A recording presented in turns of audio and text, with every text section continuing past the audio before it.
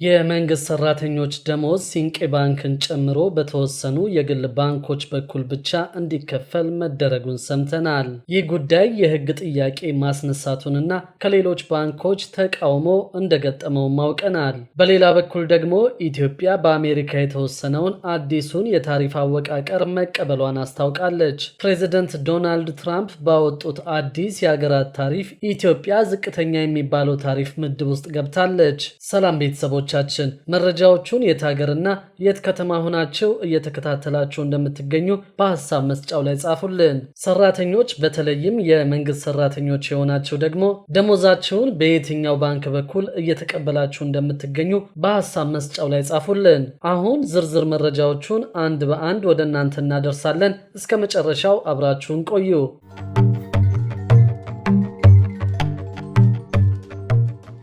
የመንግስት ሰራተኞች ደሞዝ ሲንቄ ባንክን ጨምሮ በተወሰኑ የግል ባንኮች በኩል ብቻ እንዲከፈል መደረጉን ሰምተናል። ይህ ጉዳይ የህግ ጥያቄ ማስነሳቱንና ከሌሎች ባንኮች ተቃውሞ እንደገጠመው ማውቀናል። የክልል መንግስታት በጀታቸውን ወደ ግል ባንኮች ማዞራቸው ንግድ ባንክ በሙሉ አቅሙ እንዳይሰራ ተጽዕኖ እንዳሳደረበት ተገልጿል። የክልል መንግስታት በጀታቸውን ወደ ግል ባንኮች የማዞር አዝማሚያ መቀጠሉንና በአንዳንድ የአገሪቱ አካባቢዎች የሚታይ የጸጥታ ችግር የባንኩ ቅርንጫፎች በሙሉ አቅማቸው እንዳይሰሩ ተጽዕኖ እያሳደረባቸው መሆኑን የኢትዮጵያ ንግድ ባንክ ፕሬዝዳንት አቶ አቤሳኖ ተናግረዋል። ፕሬዝዳንቱ እንዳሉት እነዚህን ጨምሮ በተለያዩ ተግዳሮቶች ምክንያት ላለፉት 8 ወራት በርካታ የባንኩ ቅርንጫፎች አገልግሎታቸው ለረጅምና ለአጭር ጊዜ እንዲያቋርጡ በመደረጉ ከ418ቱ ቅርንጫፎቹ መካከል 15ቱ አገልግሎት እየሰጡ አለመሆኑን አስገንዝበዋል።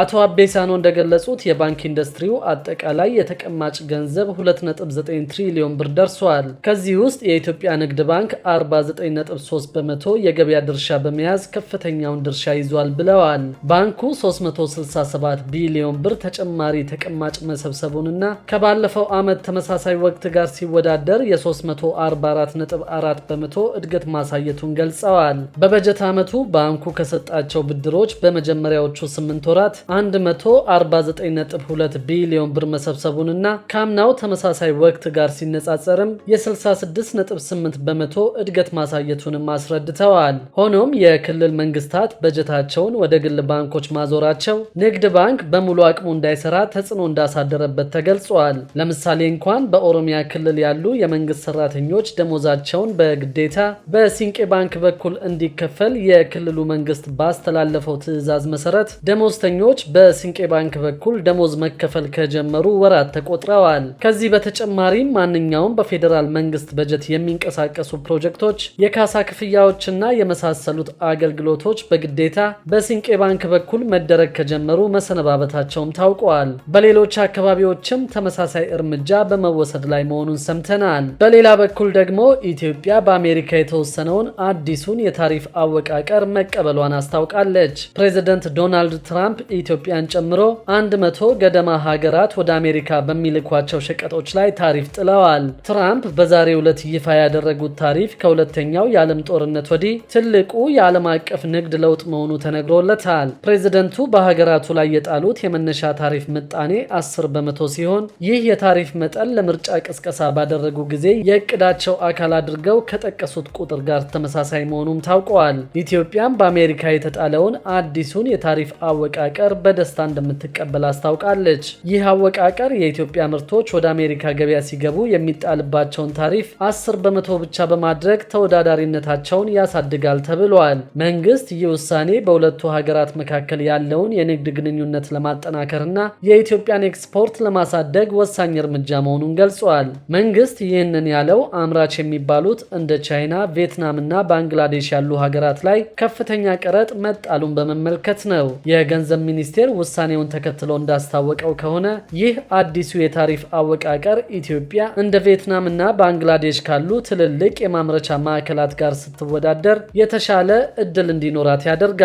የ10 በመቶ የታሪፍ መጠን ለኢትዮጵያ ላኪዎች ከፍተኛ ማበረታቻ ይሰጣል ሲልም ሚኒስቴር መስሪያ ቤቱ አስታውቀዋል። ይህም የኢትዮጵያ ምርቶች በአሜሪካ ገበያ ተወዳዳሪ ዋጋ እንዲኖራቸው በማድረግ የፍላጎትና የኢንቨስትመንት መጨመርን ያመጣል የሚል ተስፋ እንዳለውም ጠቅሷል። የዘርፉ ባለሙያዎች ግን ይህንን ይህንን እድል በአግባቡ ለመጠቀም ኢትዮጵያ አሁንም በርካታ ተግዳሮቶችን መወጣት አለባት ሲሉ አስጠንቅቀዋል። የመሰረተ ልማት ውስንነት፣ የምርት ጥራትና ደረጃዎች፣ የውጭ ምንዛሪ እጥረትና የፖለቲካ አለመረጋጋት ጥቂቶቹ መሆናቸውንም አጽንኦት ሰጠው ተናግረዋል። በሌላ በኩል ደግሞ የሜትር ታክሲ ድርጅቶች ማስጠንቀቂያ እንደደረሳቸው ሰምተናል። በኢትዮጵያ ተሰማርተው ከሚሰሩ የሜትር ታክሲ ድርጅቶች ውስጥ የትራንስፖርት መቆጣጠሪያቸውን ከሀገር ውጭ በማድረግ የሚሰሩ መኖራቸውን የአዲስ አበባ ትራንስፖርት ቢሮ አስታውቋል። የከተማ አስተዳደሩ የትራንስፖርት ዘርፉ ላይ በርካታ ስራዎችን እየሰራ እንደሚገኝ የገለጹት የቢሮው ምክትል ኃላፊ ዳኛቸው ሽፈራው እንደ አጠቃላይ ከሜትር ታክሲ ጋር ተያይዞ ያለውን ችግር ፈቷል ብሎ መውሰድ እንደማይቻል ተናግረዋል። የትራንስፖርት ቢሮ ባደረገው ግምገማ መሰረት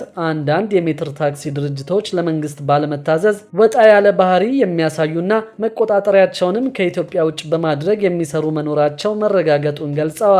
በመሆኑም ከሜትር ታክሲዎች ጋር ያሉ ችግሮችን በአሰራር ደረጃ ለመፍታት የሚያስችል መመሪያ እንደ አዲስ እየጸደቀ እንደሚገኝ አስታውቀዋል። በግለሰብ ደረጃ ባለሀብቶች ወይም ድርጅቶች በአጠቃላይ ሁሉም ትራንስፖርት ላይ የሚሰሩ ባለድርሻ አካላት በሙሉ ሕግን ብቻ ጠብቀውና ተሳፋሪውን አደጋ ላይ ሊጥል በማይችል መልኩ መስራት እንደሚገባቸው የገለጹት ምክትል ኃላፊው መመሪያዎችን በማዘጋጀት በአጭር ጊዜ ውስጥ የማስተካከያ ስራ እንደሚሰራም ተናግረዋል። የኤሌክትሪክ ተሽከርካሪ በከተማዋ ውስጥ እየተስፋፋ እንደሚገኝ በመግለጽም ከዚህ በኋላ በመንግስትም ሆነ በግል ወደ ሀገር ውስጥ የሚገቡ ተሽከርካሪዎች የኤሌክትሪክ ብቻ እንደሚሆኑ ጠቁመዋል። በሌላው መረጃችን ደግሞ ባንኮች እስከ ምሽት 3 ሰዓት ተኩል ድረስ ክፍት እንዲሆኑ የሚያስገድደው ደንብ ከባንኮች አሰራር ጋር የማይጣጣም ነው የሚል ተቃውሞ ገጠመው። በአዲስ አበባ ከተማ አስተዳደር የወጣው ባንኮች እስከ ምሽት 3 ሰዓት ተኩል ድረስ አገልግሎት እንዲሰጡ የሚያስገድደው መመሪያ ከባንኮች አሰራር ጋር የማይጣጣም መሆኑን ማህበሩ ገልጿል። ባንኮች በዘመናዊ የቴክኖሎጂ አጠቃቀም አማካኝነት የተለያዩ የባንክ አገልግሎቶችን ለደንበኞቻቸው በቀላሉ ማቅረብ እየቻሉ በመሆኑ የምሽት አገልግሎት አላስፈላጊና አግባብነት የሌለው መሆኑን የባንኮች ማህበር አስታውቋል። የባንኮች ማህበር ዋና ጸሐፊ አቶ ደምሰው ሞገስ እንደሚገልጹት ደንበኞች በፖስ ወይም ኤቲኤም ማሽኖች፣ በተንቀሳቃሽ ስልክ የባንክ መተግበሪያዎችና በኢንተርኔት ባንኪንግ አማካኝነት የሚፈልጉትን አገልግሎት ማግኘት ስለሚችሉ ባንኮች እስከ ምሽት ክፍት ሆነው መቆየት አለባቸው የሚለው አስገዳጅ መመሪያ ተገቢ አይደለም ብለዋል። በተጨማሪም ማህበሩ በፌዴራል መንግስት ስር ያሉትን ተቋማትን አንድ የከተማ አስተዳደር በሚያወጣው መመሪያ እንዲያስተዳድር የተሰጠው ስልጣን አግባብ እንዳልሆነና ይህ መመሪያ ከመውጣቱ በፊት የኢትዮጵያ ብሔራዊ ባንክ አስተያየት መጠየቅ እንደነበረበት ይገልጻሉ። በተለይም ይህ መመሪያ የባንኮችን የስራ ባህሪ ያላገናዘበና ለባንኮችም ሆነ ለደንበኞች ደህንነት አስጊ ሊሆን የሚችል መሆኑንም የገለጹት ዋና ጸሐፊው አቶ ደምሰው በምሽት የሚሰጥ የባንክ አገልግሎት ለዘረፋና ለሌሎች የደህንነት ስጋቶች ሊያጋልጥ እንደሚችልም ተናግረዋል። የአዲስ አበባ ከተማ አስተዳደር ንግድ ቢሮ ደንብ ቁጥር 185/2017 የተሰኘ የትራንስፖርት አገልግሎቱን እስከ ምሽት 4 ሰዓት ድረስ በመንገድ ዳር የሚገኙ የንግድና አገልግሎት ሰጪ ተቋማትን ደግሞ እስከ ምሽት 3 ሰዓት ተኩል ድረስ እንዲቆዩ የሚያስገድድ ደንብ ከየካቲት 29 ቀን ጀምሮ ተግባራዊ ማድረጉ ይታወሳል። በሌላ መረጃ ደግሞ ከ343 ቢሊዮን ብር በላይ በዲጂታል የገንዘብ ማስተላለፊያ ዘዴ መዘዋወሩ ይፋ ተደርጓል። ባለፉት 7 ወራት ውስጥ ከ343 ቢሊዮን ብር በላይ በዲጂታል የገንዘብ ማስተላለፊያ ዘዴ መዘዋወሩ ተገልጿል። በገንዘብ ሚኒስቴር የትሬጀሪ እና የመንግስት ሂሳብ መምሪያ ኃላፊ ነጠሩ ወንዶሰን የገንዘብ ሚኒስቴር ወጪ ለመቀነስ ለቅልጥፍናና ለግልጸኝነት ይረዳ ዘንድ የመንግስት ተቋማት የክፍያ ስርዓትን ማዘመን በሚቻልበት ደረጃ በሰፊው እየተሰራ መሆኑን ገልጸዋል። መንግስት በብርቱ እየሰራበት ካሉት ተግባራት መካከል አንዱ የዲጂታል ስርዓት ነው ያሉት ኃላፊዋ ይህም በርከት ያሉ ጥቅሞች እንዳሉትም አስረድተዋል። የዲጂታል የክፍያ ስርዓት ተግባራዊ መሆን ከጀመረ ወዲህ መንግስት የጥሬ ገንዘብ ለማሳተም የሚያወጣውን ወጪ በከፍተኛ ደረጃ መቀነስ ተችሏልም ብለዋል። ከዚህ ባለፈ የዜጎችን እንግልትና የጊዜ ብክነት እንዲሁም ደግሞ የደህንነት ስጋት ቀርፏል ሲሉ ተናግረዋል። ኢትዮጵያ በመንግስት መስሪያ ቤቶች የሚፈጸሙ ክፍያዎችን ማዘመን ያስፈልጋል ብላ በህግ ከደነገገች 15 ዓመታት መቆጠራቸውን አንስተዋል። ክቡራትና ክቡራን የአዲስ ቢዝነስ የዩቲዩብ ቻናል ተከታታዮቻችን ይህንን ቻናል ሰብስክራይብ ሳታደርጉ የምትከታተሉ ከሆነ ቢዝነስና ሌሎች ተያያዥ ጉዳዮችን በተመለከተ አዳዲስ መረጃዎችን ለማግኘት የዩቲዩብ ቻናሉን ሰብስክራይብ በማድረግ ቤተሰብ እንድትሆኑን በትህትና እንጠይቃለን።